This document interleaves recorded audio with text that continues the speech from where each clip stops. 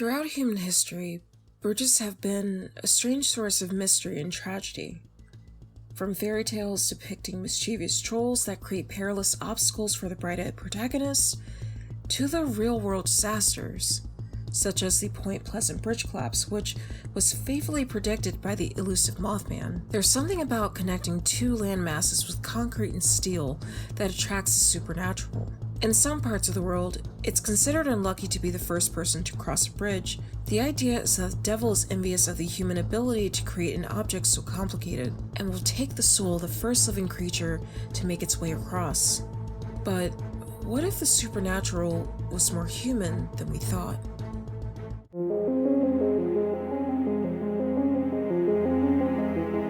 Hey guys, welcome back to the channel. My name is Kat, or As a Kitten, and in today's episode of Hometown Horror, we'll be exploring the infamous Bunnyman Bridge. Yeah, I know the name sounds cute and even harmless, and when I first learned about this creature, I honestly laughed because how horrifying could a bunny be, right? Well, needless to say, it's not an innocent location despite the cute name. And with that being said, let's get right into the creepy. I learned about this urban legend through my coworker and friend Keisha while interning at the VMFA during the summer of 2016. After arriving at the conservation lab at 10 a.m. and settling in before we were assigned our project for the day, we started discussing the supernatural and other strange creatures that lurk in the city. I seem to have a funny way of bringing up the topic of the paranormal wherever I work. I don't know why I do this, but I always enjoy listening to the various stories from my coworkers about their experiences or encounters. Who knows, maybe this will become a new team-building exercise in the workplace. That'd be pretty awesome, to be honest. I of course told her about the Richmond vampire and my ghostly encounter that I experienced at 8 years old in the Watchtower of Richmond Hill. And she told me about an infamous location in our own hometown, which of course sparked my interest. I always remember the question she asked me that summer morning. Have you heard of the Bunnyman? Now, as I mentioned earlier, I laughed when she said that because I honestly thought that she was messing with me. But she looked at me between fits of laughter and said, seriously, there's a bridge in Nova where a man in a bunny costume chases after you with an axe if you venture into the area surrounding the bridge. After mentioning this, I immediately stopped laughing and stared at her before saying, what the f? Sensing my shock and curiosity, Keisha proceeded into more detail about the bridge and its deranged inhabitant. If an axe-wielding maniac doesn't send chills down your spine, then this next part of the story definitely will. This part of the urban legend contains fictional harm to animals, so if you are sensitive to the subject matter, please skip forward to this timestamp to continue to the rest of the video. Viewer discretion is advised. I scooted closer in my rolling chair as goosebumps formed on my skin in anticipation for what was to come. As her eyes grew wide, Keisha also leaned forward and told me about the rabbits. Hundreds of rabbits were hung from the branches of the trees surrounding the bridge, with their bodies haphazardly mutilated as though whoever or whatever captured and committed such a monstrous act didn't see them as living beings. Apparently, teenagers daring to venture into the area discovered this gruesome sight and promptly fled the location, never to return. The mood in the small office we sat in instantly became cold and dark, even though it was bright and warm outside. It's the middle of summer. But this was different. This was wrong. Now, I don't know about you, but I love animals. I have 3 cats, and honestly, I would do anything for them to keep them happy and safe. It's difficult enough for me to deal with seeing roadkill, let alone the idea of stumbling upon the numerous corpses of rabbits dangling from trees like sick decorations of a madman. After she finished the tale with by far the worst aspect of it, she then told me that she visited the bridge when she was in high school. After hearing that, I asked her what it was like to visit the site of such a gruesome act, and she said that nothing happened. It was just a regular run-of-the-mill bridge. And honestly, that shouldn't have surprised me, because wouldn't there be some sort of article or news report about an incident like that? Naturally, this urban legend sparked my interest. So after work, I decided to do a bit of research on the subject when I got home. Needless to say, this led me down a bizarre rabbit hole, full of trains, destruction, and murder. Okay, so this part of the video is going to be pretty railroad and Civil War heavy, but if you're a fair weekonologist or an American history buff, this part goes out to you. The Colchester Overpass, aka the Bunnyman Bridge, was built around 1906 near the site of Sangster Station, a Civil War-era railroad station on what was once the Orange and Alexandria Railroad. The Orange and Alexandria Railroad, or O&A, was a railroad in Northern Virginia. Chartered in 1848, it eventually extended from Alexandria to Gordonsville, with another section from Charlottesville to Lynchburg. The rail line played a crucial role in the American Civil War, saw the first of many mergers in 1867, and eventually became an important part of the modern-day Norfolk Southern rail system. During the antebellum period in the American South, the Virginia General Assembly issued a charter to O&A on May 28, 1848, to run from Alexandria to Gordonsville. Construction on this began in 1850 and was completed in April 1854, when it connected to the Virginia Central Railroad in Orange County. In 1854, the General Assembly granted O&A the right to build southward from Charlottesville to Lynchburg. O&A paid for the trackage rights over Virginia's central tracks from Gordonsville to Charlottesville.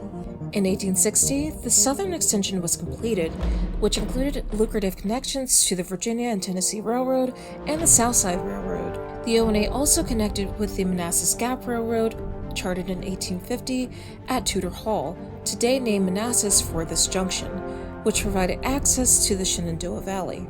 The introduction of this railroad system boosted Virginia commerce across the region. Farmers from Virginia's Piedmont region and later the Shenandoah Valley could cheaply ship their products, produce, and goods to the markets of Washington, D.C., Richmond, and the ocean-going vessels of the Potomac River, and the port of Alexandria. Alexandria, Richmond, and Lynchburg also became major manufacturing centers in the South during this period. In addition, passengers could also travel from Washington to Lynchburg within 8 hours instead of enduring a 3-day journey by stagecoach. The O&A was strategically important during the Civil War from 1861 to 1865 and was repeatedly fought over and destroyed. In connection with Central Virginia, it was the only rail link between the two derelict capitals of Washington and Richmond. In 1861, the Union Army attempted to gain control of the Manassas Junction, which inevitably led to the First Battle of Bull Run. Manassas Junction traded hands multiple times during the war. Confederate Major General Thomas J. Stonewall Jackson attacked the junction during the Battle of Manassas operations in order to draw the Union into the Second Battle of Bull Run in 1862. Later in 1863, the Battle of Brady Station and the Second Battle of Rappahannock Station, which were fought near the rail line. After the Civil War and into the Reconstruction era, the railroad was in a dire state, with much of its track removed and the majority of its rolling stock cars destroyed. However, J.S. Barber rebuilt the railroad with the help of various politically connected financiers, along with his brother-in-law, J.S.B. Thompson. In 1867, the O&A merged with the Manassas Gap Railroad, led by Edward Carrington Marshall, to become Orange, Alexandria, and Manassas Railroad. After the Panic of 1873, the railroad was consolidated into the Virginia Midland Railway, which was controlled by the Baltimore and Ohio Railroad. Later, the rail line became part of the Richmond and Danville Railroad, which eventually succumbed to bankruptcy due to the Panic of 1893. The following year, the rail line merged into the Southern Railway. In 1876, a cutoff between Orange and Charlottesville was incorporated as Charlottesville and Rapidan Railroad opened in 1880. The Southern Railway later acquired the line in 1914. Today, most of the O&A is now the Washington District line of Norfolk Southern Railway. The main exceptions are a short segment between Orange and Gordonsville, which is a part of a similarly named Washington subdivision of the Buckingham Branch Railroad, and the easternmost portion that traveled through Old Town Alexandria to its waterfront, which no longer exists aside from the Hoofs Run Bridge and the Wilkes Street Tunnel. In addition to freight, the former O&A tracks are also used by Amtrak and Virginia Railway Express, which operates a commuter railroad service along a portion of the historic line. Alright, so as we can see, this railroad system has been through a lot based on its history, but where does the Bunny Man fit into or even show up within said history? Let's hop to the fall of 1970. See what I did there? Hop? Okay, I'll see myself out. On the evening of October 19, 1970, U.S. Air Force Academy cadet Robert Bennett and his fiancée were visiting relatives on Guinea Road in Burke, Virginia. While returning home from a football game, they reportedly parked their car in a field on Guinea Road to visit an uncle who lived across the street where the car was parked. As they sat in the front seat while the motor was running, they noticed something moving outside the rear window. Moments later, the front passenger window was smashed and there was a white-clad figure standing near the broken window. Bennett then turned the car around while a man screamed at them about trespassing, including, "You're on private property and I have your tag number." As they drove down the road, the couple later discovered a hatchet resting on the car floor. When police requested a description of the man, Bennett insisted he was wearing a white suit with long bunny ears. However, Bennett's fiancée contested their assailant did not have bunny ears on his head, but was wearing a white capirote of some sort. They remembered seeing his face clearly, but in the darkness they couldn't determine his race. The police returned the hatchet to Bennett after examination. This was the first reported incident of the Bunny Man. The second incident occurred on the evening of October 29, 1970. When construction security guard Paul Phillips approached a man standing on the porch of an unfinished home in Kings Park West on Guinea Road. Phillips said the man was wearing a gray, black, and white bunny costume and was about 20 years old, 5 feet 8 inches tall, and weighed about 175 pounds. The man began chopping out the porch posts with a long-handled axe, saying, "You're trespassing. If you come any closer, I'll chop off your head." The Fairfax County Police Department opened investigations into both incidents, but both were eventually closed due to lack of evidence. In the week following the incidents, more than 50 people contacted the police claiming that they had seen the Bunny Man. Several newspapers, including the Washington Post, reported that the Bunny Man had eaten a man's runaway cat. The Post articles that mentioned this incident were as follows: "Man in rabbit costume sought in Fairfax. The rabbit reappears. Bunny Man seen. And bunny reports are multiplying." In 1973, Patricia Johnson, a student at the University of Maryland College Park, submitted a research paper that chronicled precisely 54 variations of the two incidents. It seems that 1970 was the only year in which the Bunny Man terrorized the people of Fairfax. Although there were only 2 reported sightings, which may prove the existence of this furry madman, there's still a lingering question as to where did he go, and most importantly, where did he come from? After researching the urban legend, I discovered that there are multiple versions of the origins of the Bunny Man. It actually became quite frustrating sifting through the variations of the story to try to piece together who or what this character was. I think the most interesting way to conjure this creature is to say Bunny Man 3 times at midnight on Halloween near the bridge. Apparently he will appear with the signature axe and kill all those who summon him. I guess he's Bloody Mary now. Let's get back to his origins. In another rendition, the spirit of an escaped mental patient haunts the railroad bridge. He escaped hell-bent on avenging the murders of his wife and child who were slain nearby.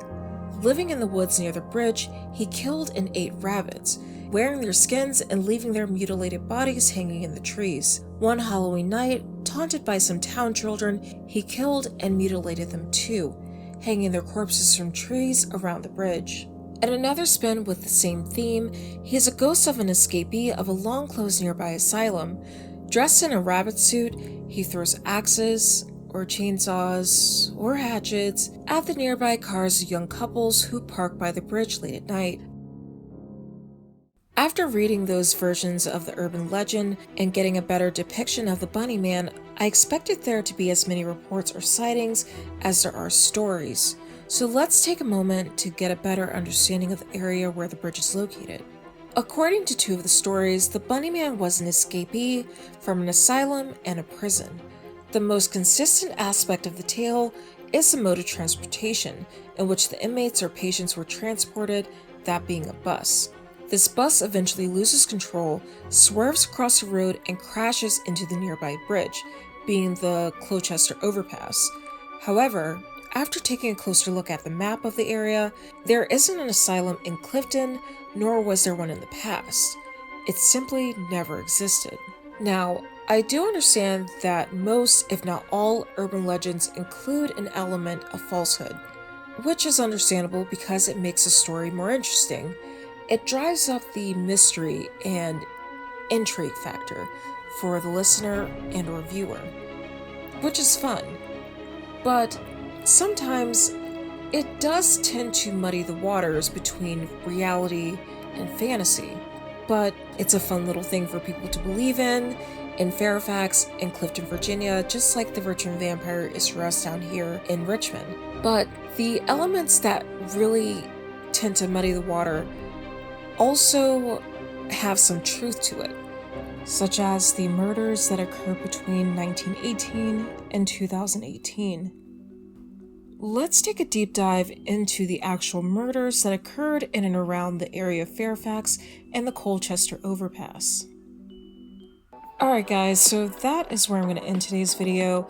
I know this video took so long for me to actually put up because it did take a lot to gather the information, and this is going to be a two-parter, so that should be really fun.